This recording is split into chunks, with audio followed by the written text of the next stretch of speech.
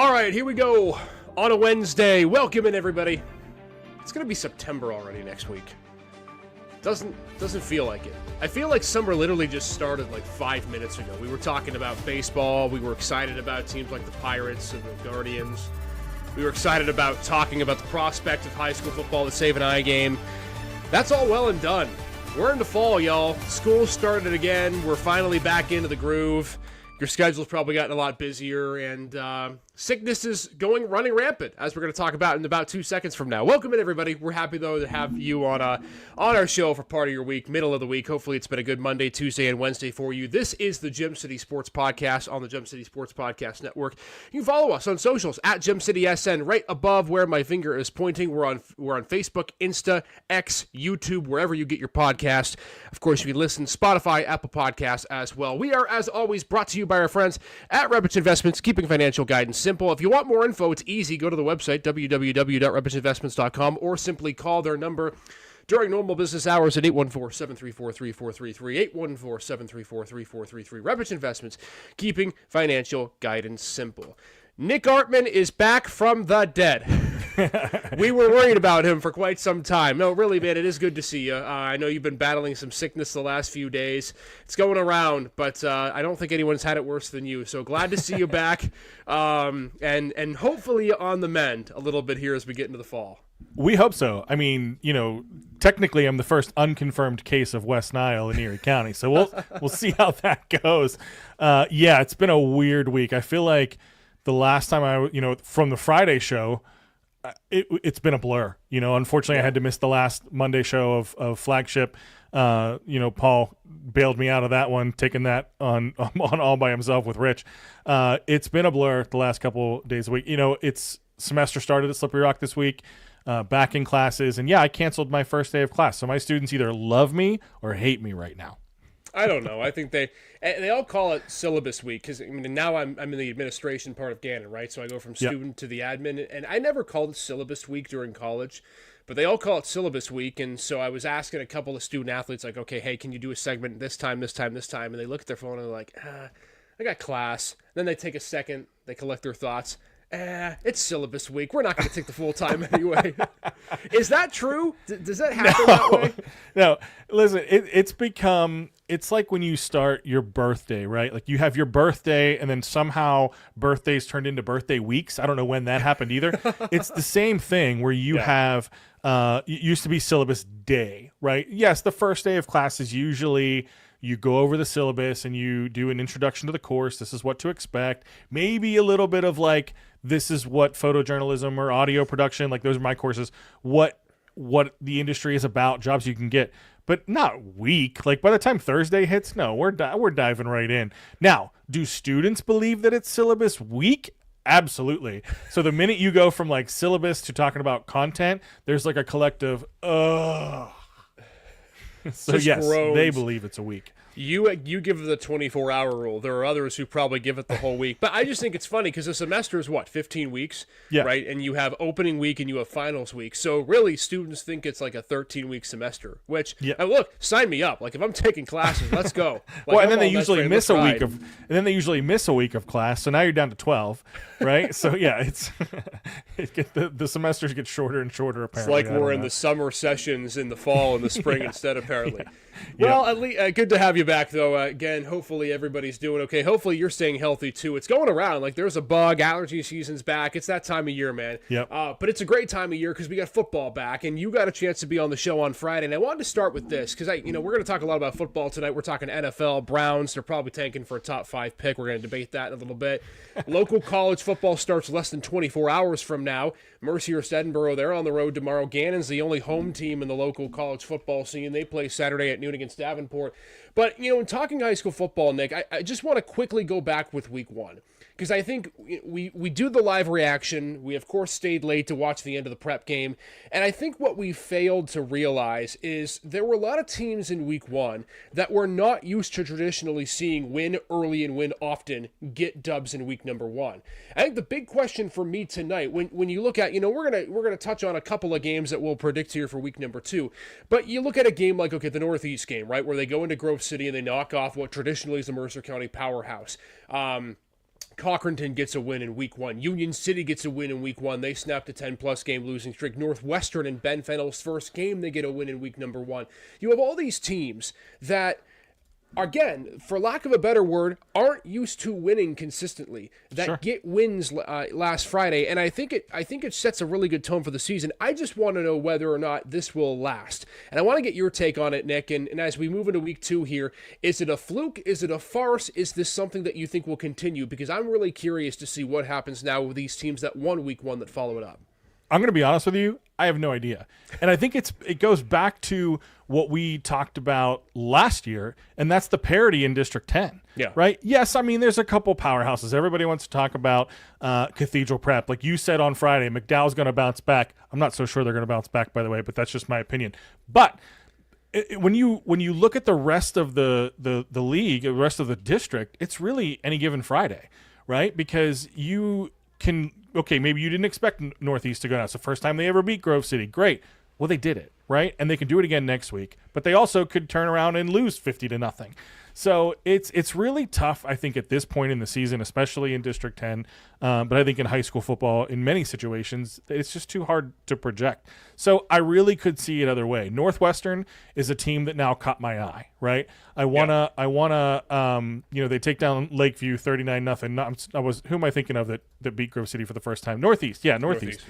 Northeast took down Grove City 36-34. That's a big win for them. But they got to go down and they're home against Seneca. Like, that's going to be a tough game. Harbor Creek's a tough game. So I could see them losing either one. So they're a team that I got my eye on. They went through a little bit of a rebuilding year, and I'm curious to see, okay, new coach installed, new system, what's that going to look like? You know, you mentioned Cochranton, Union City, Northwestern, those are all wild cards for me. I don't know how to project those teams right now because whether it's new coaches, new situations, or if you want to look at historical data, it doesn't look good for them. But man, I don't know. So I'm having a really hard time this year, really trying to find what my predictions or my teams that I'm looking to watch. But Northwestern is definitely one of them.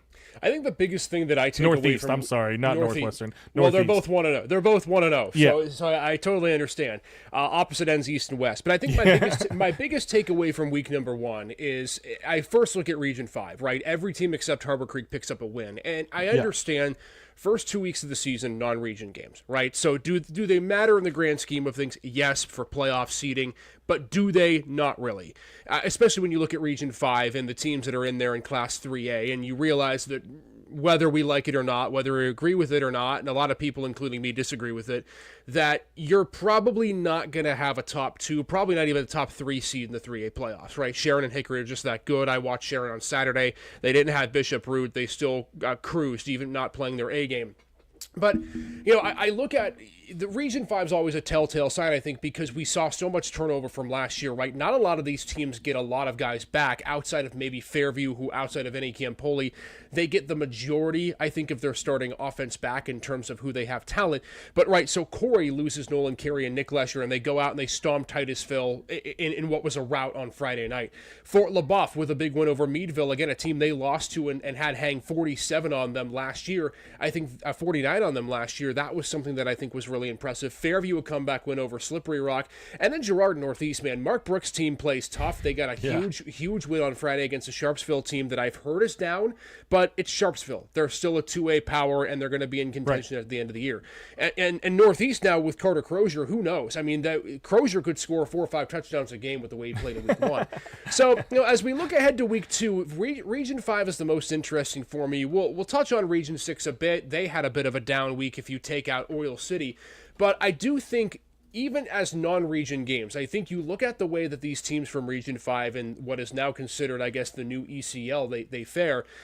Winning week 1 games is more important than you think, especially if you're playing a team in town, right? You're a GM, you go play a team out of town like DuBois, right? McDowell has to welcome in a team from Ohio. That's one thing. You beat a team that you're going to be seeing a comp team like that in the playoffs, I think it's huge. So as we go into week 2, Nick, I want to start with Seneca Northeast. That was the one game that I thought, when I was looking at the schedule, it pops off the page, not in terms of the names per se, but the way that they both played last week. I was really impressed with the way Seneca played. They had Sagertown, who's gotten better as of late. They beat them by 3 touchdowns. And now you get Northeast, which, again, is the big question mark for me. Carter Crozier went off. No question about that. He's a stud, right? He's probably their best basketball player. I don't know their roster this year, but he's right up there.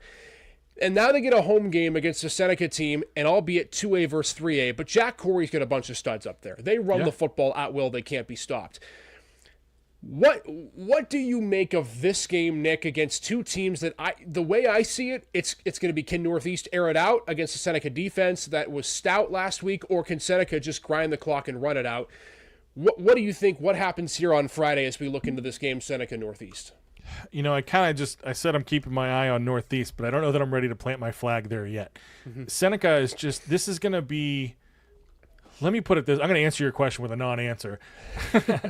This is going to be a temperature check for Northeast, because this is if they win here in week 2 against Seneca after following up a win against Grove City, they're legit, right? Can they do it? Yes, they can. This game is a toss-up, though, because it's Seneca. You can't count them out, especially when they're traveling.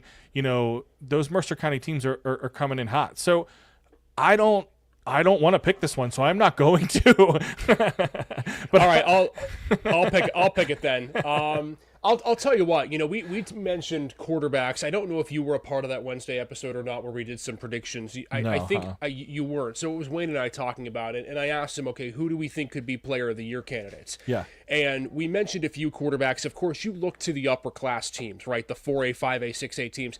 We never mentioned Rylan Harwood, and I'm not sure that people understand how much of a dual threat quarterback that he can be. He torched. Absolutely torched Northeast the last time that these two teams played. Remember, early in that game last year, in what was a 32-19 win for Seneca, they had a 50-plus yard touchdown pass right in the early part of the game. Harwood had another touchdown run of the first quarter, and he also had a 50-yard pick six.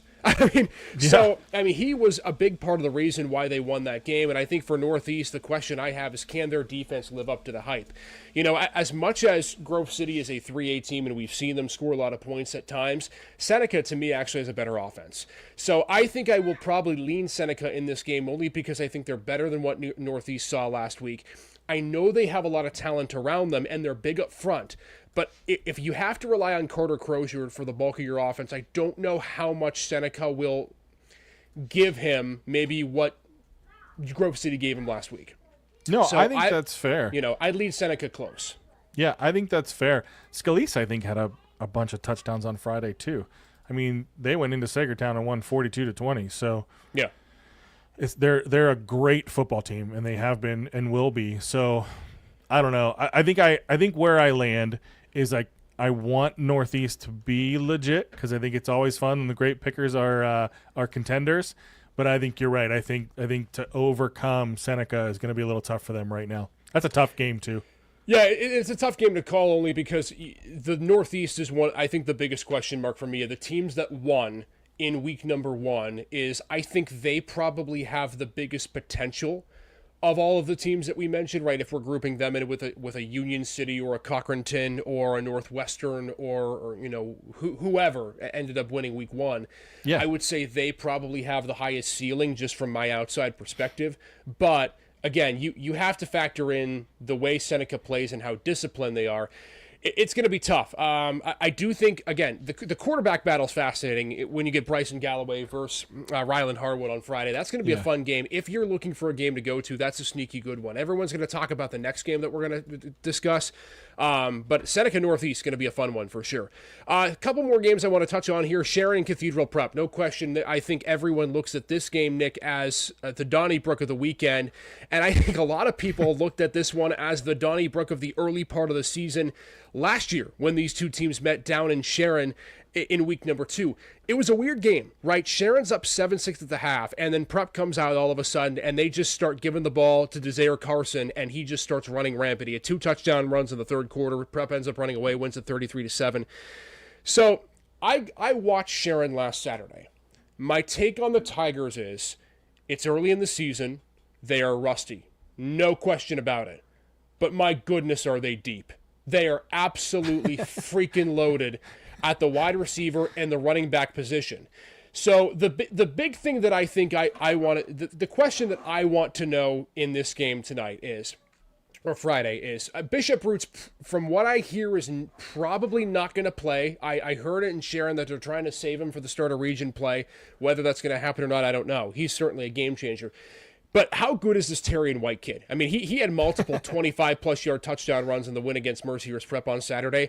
Yeah. Again, a hard game for me to pick. I'm going to roll the dice, and I'm going to go against Mike Mishler in this game. I will take Sharon to win this game. Ethan Engelmore is a much better quarterback than what people give him credit for. He does his job. He doesn't make a lot of mistakes. And I think being rusty in week one probably helps Friday. I don't think Jason McElhaney was happy at all with the way his team played. And they still came out and they played well in the second half and they won. It's always tough to bet against Prep. And I do think Carson's going to get a share of touchdowns. But I think Sharon's going to go in there and I think they're going to win on Friday. Maybe I'm crazy, but I just... And there's recency bias, but give me the Tigers. I think they come back and they win this one. So if Rusty is beating Mercyhurst Prep 35-6, how much does a shiny Sharon football team win that game by? It's a good question. I think you have to factor in when Bishop Root plays. For me, the most impressive thing for Sharon was their defense. Mercyhurst Prep got inside the 30-yard line 3 times. They didn't score on any of them. Their longest run was a long touchdown run from Vinny Feliciano, who almost had a pick 6. But I will say this. I think their defense is really built to last. Stone Root, the senior up there in the middle, is a stud. He made 1 or 2 single-handed plays in that game. But you're right. I mean, it wasn't their best game, and they still rattled off a bunch of crazy plays and touchdowns. So that's why I think if they play their complete game Friday, I think they got a good shot to beat Prep. So I'm going the other way. I am going to go Cathedral Prep. I like what Mishler brings back to Cathedral Prep. Sure, maybe I was pulling for Erie a little bit in that last game.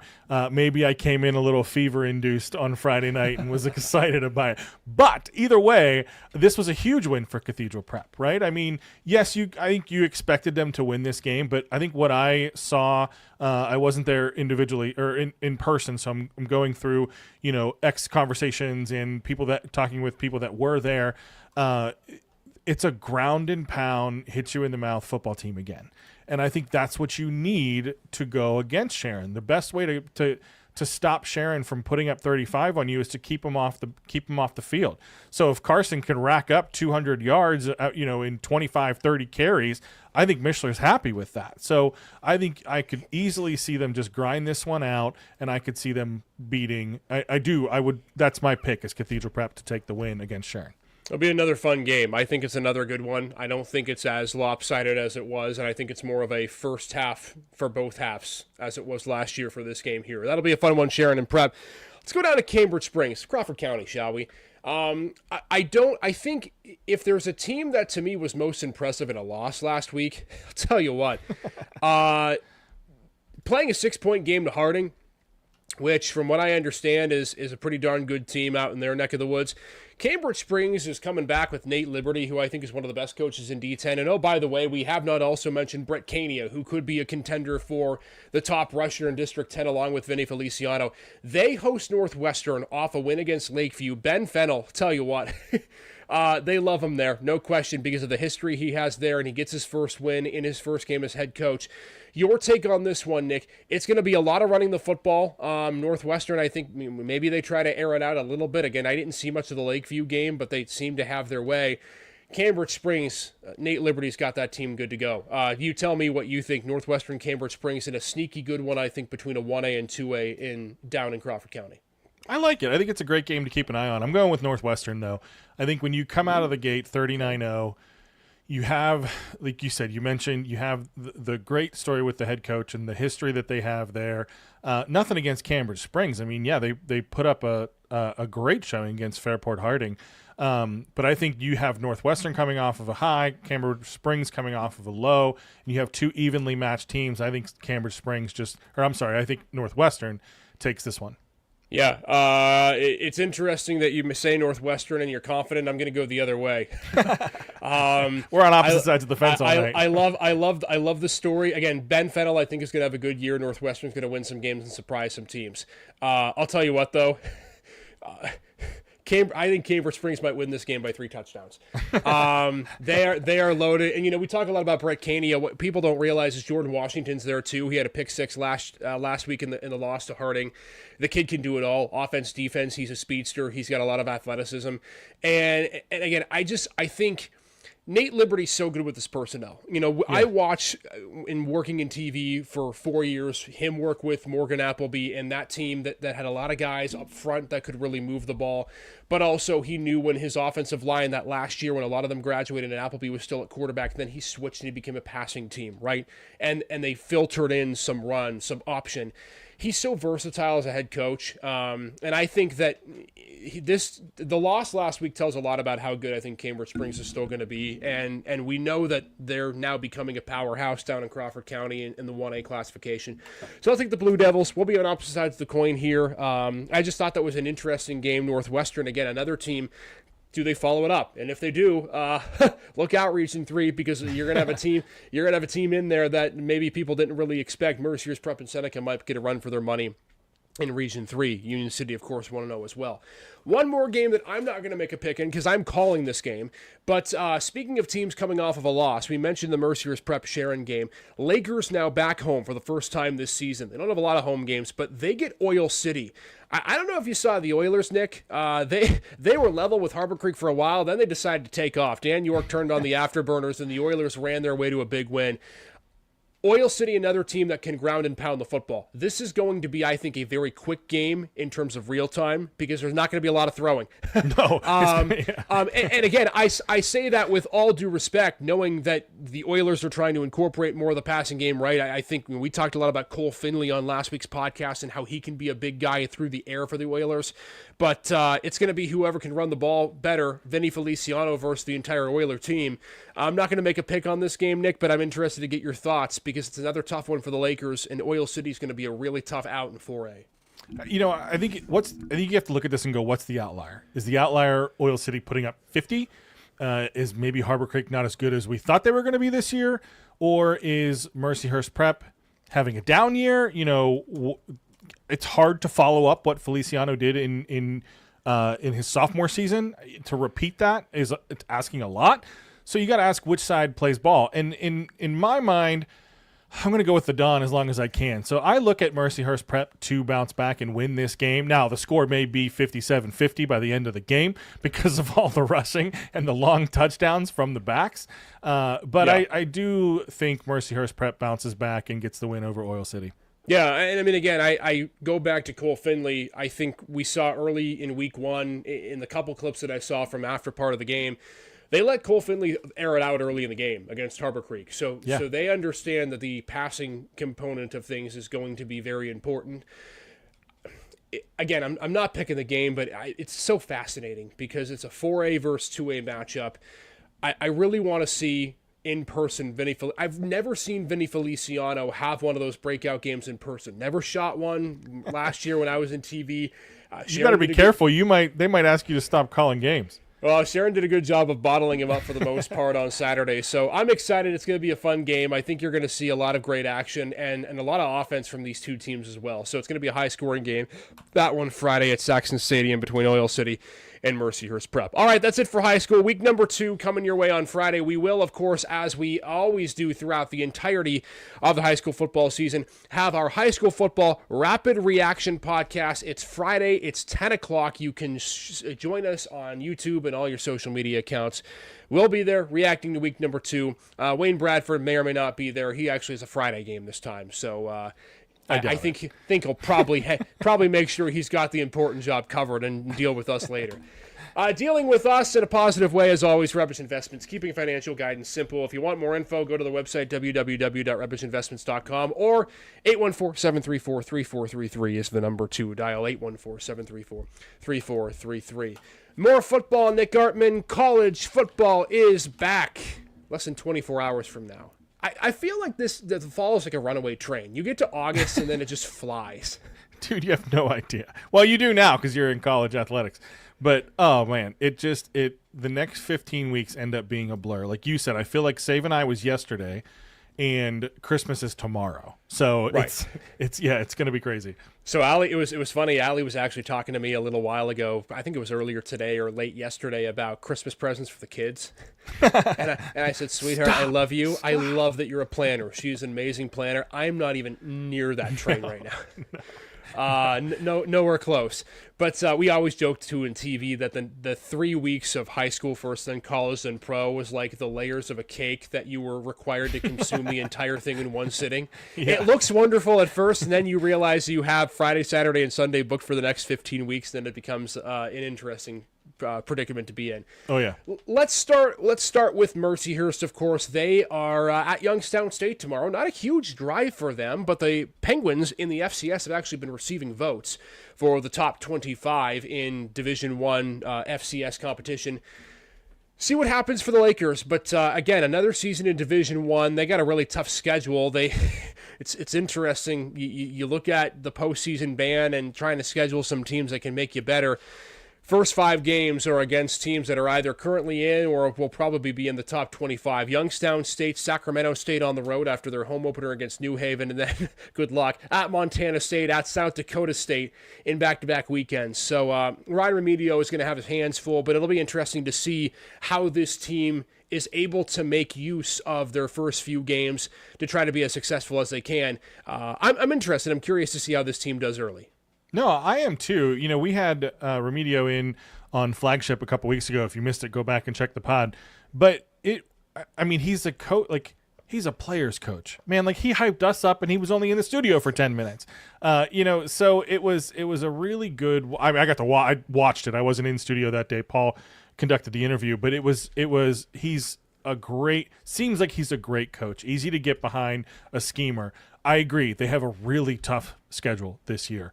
It's only their second year in the NEC.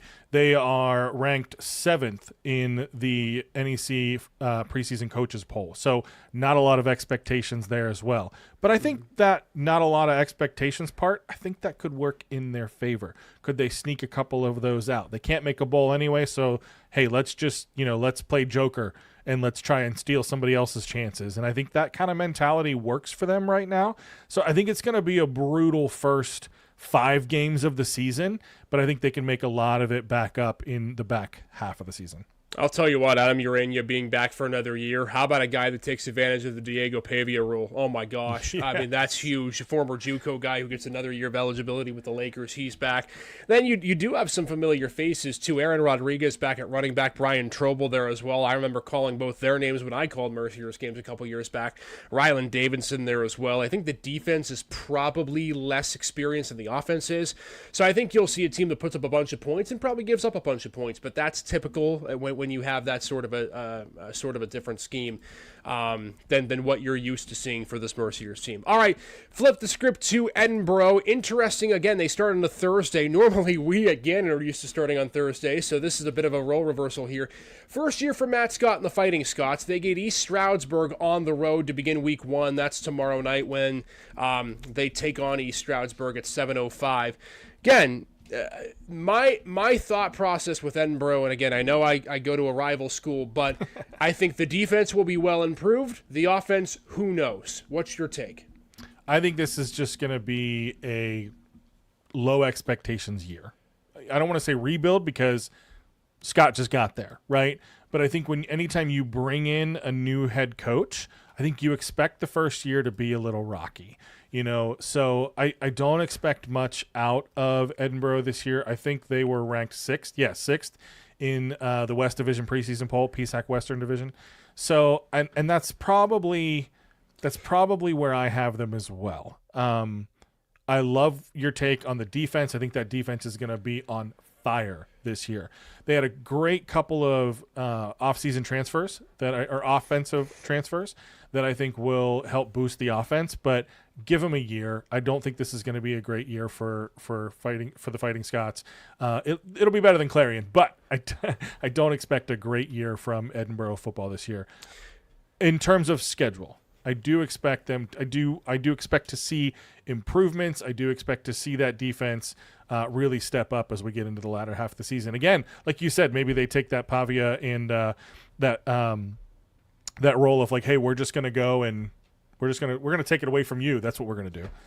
I'll tell you what, it is interesting. Last year, the storyline for Edinburgh, which I think anybody who follows Fighting Scott football knows, they played 8 one-possession games last year. So they were in literally every game that they played. They only won 3 of them. But if that trend continues this year, you figure not regression, but this time progression to the mean. Maybe they go 4-4, 5-3. Who knows? Right.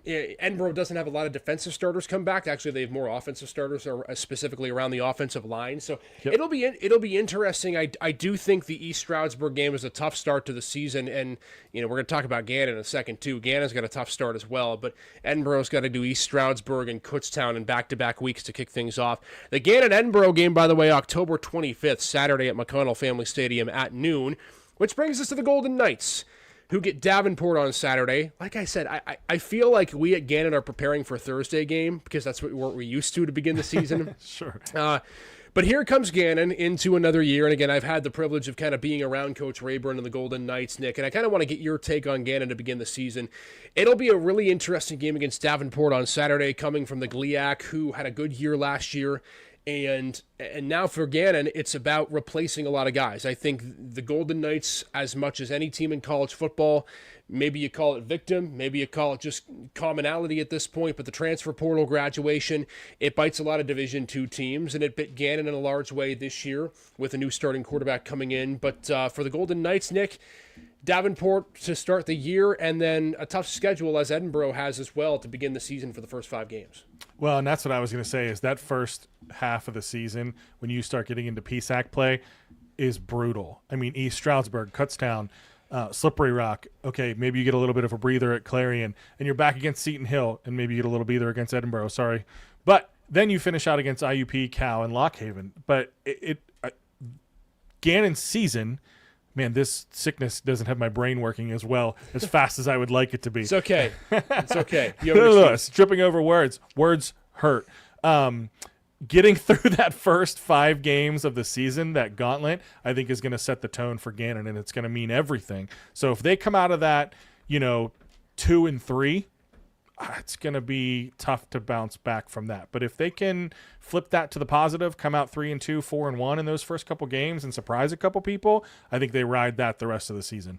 Tell you what, I think if you're Coach Eric Rayburn, and I'm not putting words in his mouth, again, I talk to him, I think, more often than much. If they can come out 3-2 from their first 5 games, they're gonna jump for joy. The schedule is just so hard. I agree. Again, you play. They have to play all the teams from the PSAC that made the playoffs a year ago. You look at Saginaw Valley State; they are a powerhouse. They're no slouch. Davenport's no slouch. Then East Stroudsburg, Kutztown, Slippery Rock. It's just a tough first 5 games. Yep. Back half of the schedule, we'll have to see. Keep an eye, too, as you get into week number 1. The biggest returner for Gannon on offense is Tank Mason, who comes back for a senior season. He has had a lot of record-setting performances. He'll be one to look out for the entire year for the Golden Knights. And then you'll see a good opportunity to battle at quarterback. Anthony Harris, Ty Hurst, 2 transfers. One's a lefty, one's a righty. They will come in, and I think you'll see they kind of complement each other well. Obviously we'll see kind of where that quarterback breakdown of repetitions gets when we get into game time on Saturday. But Gannon, luckily, to start the year, they're majority healthy. That's the other thing, too. Can the Golden Knights stay healthy this year? They had a ton of injuries last season, and that was something that really, I think, disparaged them in the middle to ending part of the season. So, luckily, it's week 1. Everyone, for the most part, is good to go. Not that you don't have bumps and bruises in training camp. But tomorrow night, man, kicks off college football. And before we get into the pro, I think it would only be appropriate if we gave, in Division I, our national championship pick, Nick Artman, because there's a Penn State aspect to this maybe. We'll have to see. So I'll start with you on this. On the record, right now, your 2025 national champion. Who do you think? Now, listen, I can go chalk and go Penn State because that's, immediately who comes to mind. And obviously they have the 3rd best odds at plus 700 to be the national champions. I love Drew Aller. I love that offense and what they can bring. Bringing in the new defensive coordinator whose name currently escapes me from Ohio State. Jim Knowles. Jim Knowles. I was going to say Folk, and I knew that wasn't right. Jim Knowles. That's a huge boom in the defense. They have every right to make that run to the national championship. Unfortunately, it's not my pick. I'm going a little bit of a dark horse this year. And listen, maybe it's because I did watch that SEC Any Given Saturday special or series on Netflix, but I am bought into Shane Beamer, Lenora Sellers, and the South Carolina Gamecocks. No, Jonathan did not give me any monetary incentive for picking the Gamecocks. Wait here just a minute. We may need to give our old pal Jonathan a call, because I think that I think there's some residual cash that's flowing back and forth between Jonathan and Nick right now. There is no bribery happening. I mean, I loved what I saw out of Sellers when I was watching, because I love watching. Who doesn't love watching the SEC? Watching games last year. Yes, of course. And then the Netflix special made me a fan of Shane Beamer, who was SEC Coach of the Year in 2024. So don't necessarily. They're not ranked high. I think they're ranked middle of the pack in the SEC. But I think when you have a dynamic quarterback in Lenora Sellers coming off of an injury-plagued first season, coming in, he is a heck of a two-way quarterback. Just impressive the way his momentum and how he moves and throws the ball. And then you take the leadership of Shane Beamer, who really impressed me watching that series and kind of getting a look into his coaching style and what he does. It's steep odds, and don't get me wrong, they have a very, very difficult schedule. Games against Alabama, Clemson, LSU, and Ole Miss. They might not make 9 wins, but if all goes well and you can ride Sellers and ride Beamer, I think the sky's the limit for this Gamecocks team. Wow. They may not win 9 games, but they may win the national championship. Nick Artman, circa August 27th, 2025. Hey, listen, you got a friend of the podcast who's going to be mighty happy with you, my friend, down in South Carolina. And maybe he's watching tonight. Jonathan, if you're watching, you've got a friend in Nick Artman this college football season. And make sure that you pay him handsomely whatever ransom you were offering him. I didn't even tell him I was making the pick, so sure. I didn't. I'm gonna go check back my and chat history. Go check the group chat history. I'm sure I was muted from a couple of texts. All right. So I could also go chalk. I'll tell you what, man. Penn State is such an interesting pick this year because of what they have coming back. And Cooper Cousins, by the way, is going to be in all likelihood in the starting offensive line spot in one of the guard positions. So congrats, shout out to Cooper. Honestly, I think he was good enough to start last year as a freshman, but that offensive line is stacked, and Drew Aller is going to be very pleased with what he has protecting him. I'm not going to pick Penn State only because I need to see it first, right? It's almost like with Pittsburgh. Let me see you win playoff games consistently before I can actually pick you. I'm actually going to go with what I think will be a surprise pick to many, but is a pick that's maybe some recency bias, and I know this is very hard to do, but I think Ohio State's going to win back-to-back national championships. Julian, I know. Julian Sain's the one big question for me, and I think if we've seen what Ohio State's been able to do in previous history with quarterbacks, it's year 1, game 4, they're seasoned veterans. And Julian Sain in his class was the number 1 quarterback coming out of high school. He was going to be Alabama's prima donna until Nick Saban retired, and then he transfers to Ohio State. I mean, when you have, when's the last time, Nick, that in the preseason, the top player in college football on offense and the top college football player arguably on defense were on the same team? Because that's what Ohio State has in Caleb Downs and Jeremiah Smith. So, I think Penn State will probably get him. They might beat him twice in all likelihood, but they're going to probably have to play 3 times to get to the championship game, and I just think Ohio State's going to win it again. Arch Manning in Texas will be good, but I'm not going to buy it. I don't buy how good he is until we get to. I think you're going to see a slugfest on Saturday in Week 1, and I also don't buy that this is a national championship preview between Texas and Ohio State. I don't buy that either. No, so we'll see. I'll take the Buckeyes, regrettably. Allie will love me for this. Maybe who knows? Maybe she paid me to say that. Now I see why you made this pick. Maybe she paid me to say that. Who knows? I get how this goes now. So there we go. Jonathan Williams and Allison Petcash have made their picks for the 2025 National Championship in college football. Nick and Isaac will give their picks next week. I love this show. This is great. All right, let's talk NFL, Nick, shall we, to end this show. I was gonna go I thought about what to specifically talk about in this segment, and I wanted to talk about roster cut downs and the surprises that teams had, and was there someone on Pittsburgh circa Beanie Bishop that you were surprised got cut, right? But then news started trickling out, and it's like the forbidden fruit. It is so hard to just not take it. And, as a sinner myself, I have to take the fruit. It's just there. What the heck are the Browns doing at quarterback? And are they tanking for a top 5 pick?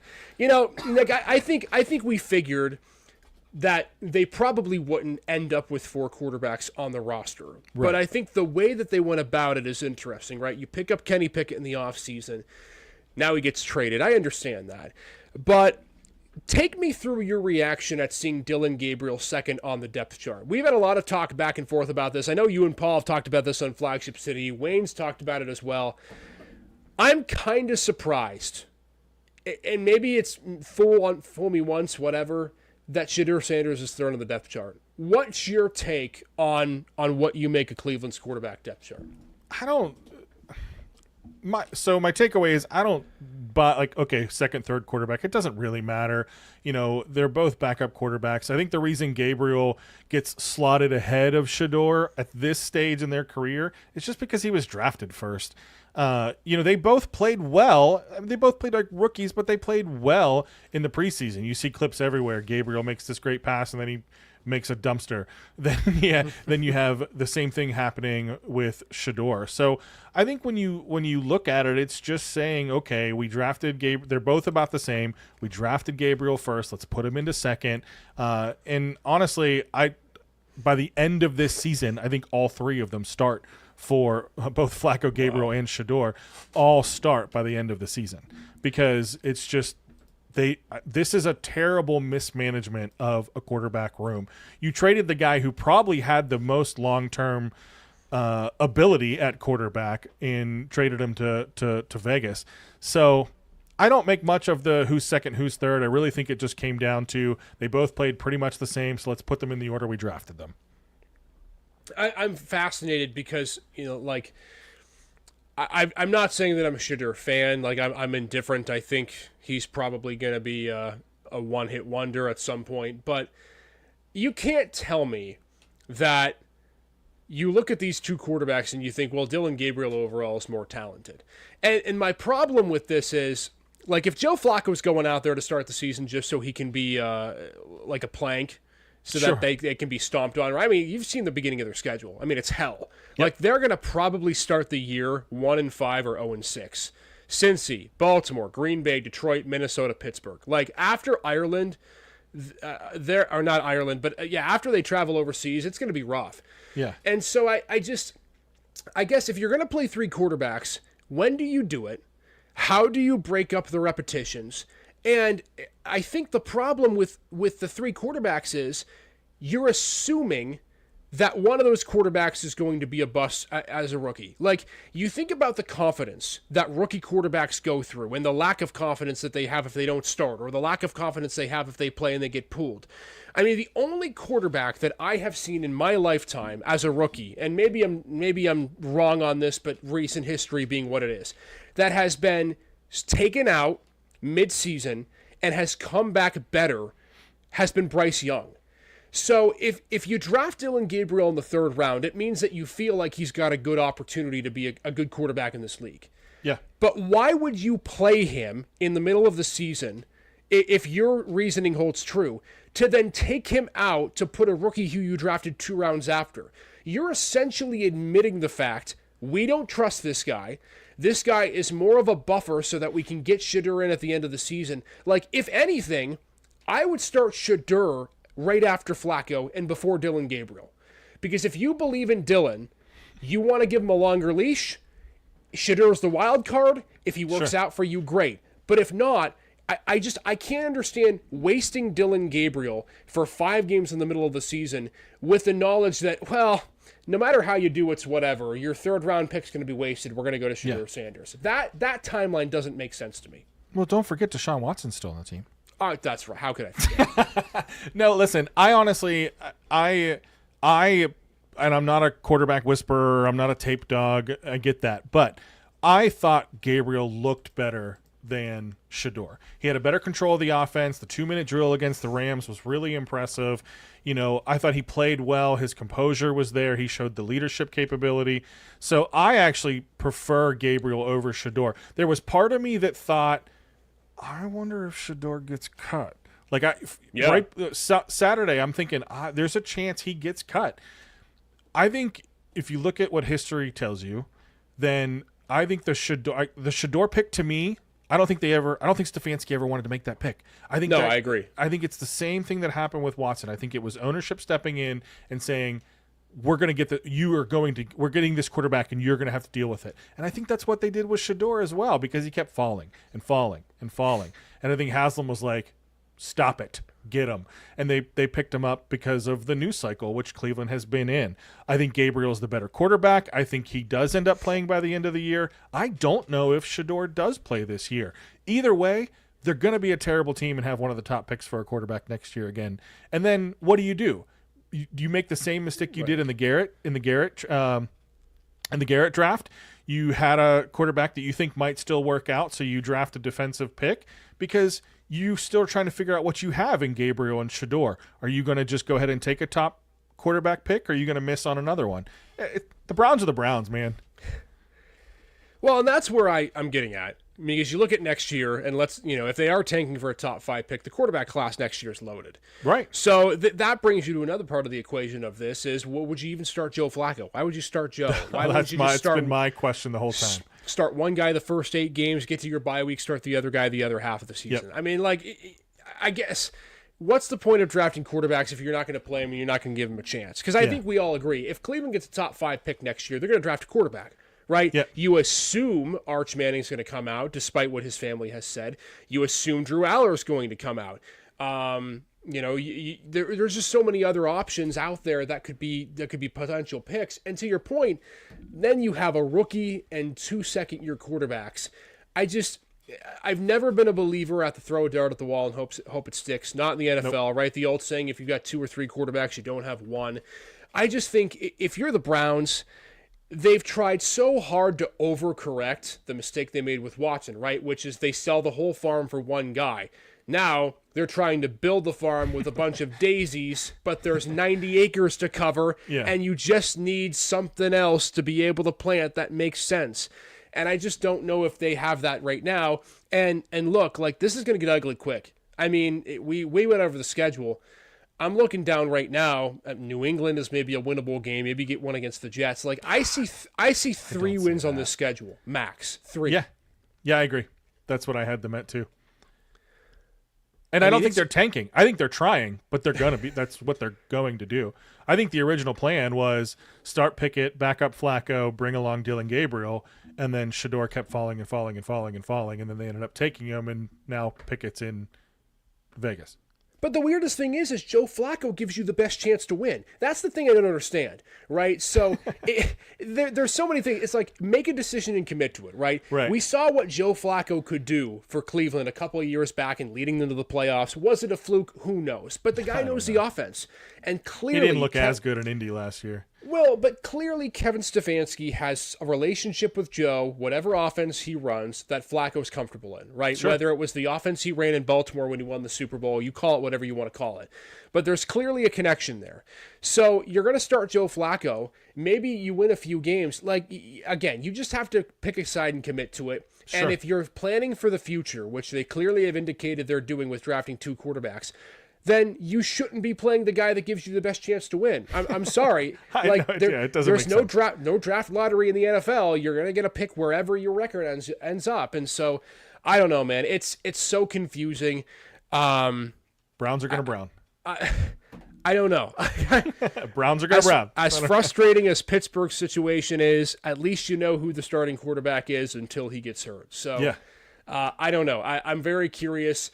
We're going to do, by the way, as we're talking about the NFL, next Wednesday is going to be our NFL Mega Preview show. We're going to do our predictions for the Bills, the Browns, and the Steelers. We're also going to predict who we think's winning the Super Bowl, all that fun stuff. So join us, Nick, because I got to be honest, like, we're a week from this thing. I have no idea who I'm picking and where. No clue. I don't either. Even after roster, final rosters and depth charts come out, I have a better picture. I have no idea, especially with Pittsburgh, because it's we'll talk about it next week. I just don't even know, where to plug them in. You look at Rodgers and Metcalf on paper, and you're like, yeah, this is great, and then you look at Rodgers and you go, oh, I don't know. So yeah, I have no idea where I'm at with this NFL season. It's going to be such a weird one. There's about one guarantee I can make. The others I can't guarantee, and I won't reveal that until Wednesday. But I can tell you one thing: it's going to be a wild season. We're all here for it. By the way, Nick, are we doing I know we probably shouldn't announce this live, but I never got a chance to ask you. Are we doing a fantasy football league for Jump City? TBD. All right. I don't know if we have the time to pull it off. All right.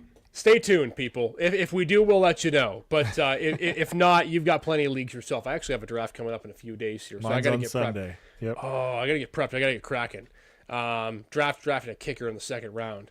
Yeah, definitely do that. Do you know that? So a few years back, we had a friend fantasy football league.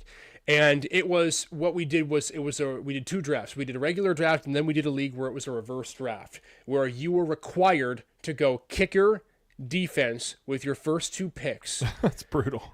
And then you could, whatever you wanted to, you could go after that. So it was very interesting. I'll tell you what, like there was some, and I noticed too. So I'm doing a family fantasy football league this year, and I'm the league manager. There are a lot of settings you can change. Oh man, so we started a buddy of mine and I co-commission a league, and I modeled it after a colleague at Slippery Rock. We do a keeper league. Have you ever done a keeper league? Yes. Dude, it's life-changing. You'll never go back to regular fantasy football ever again. So we've been running this keeper league for about 5 years now. I think this is season 6.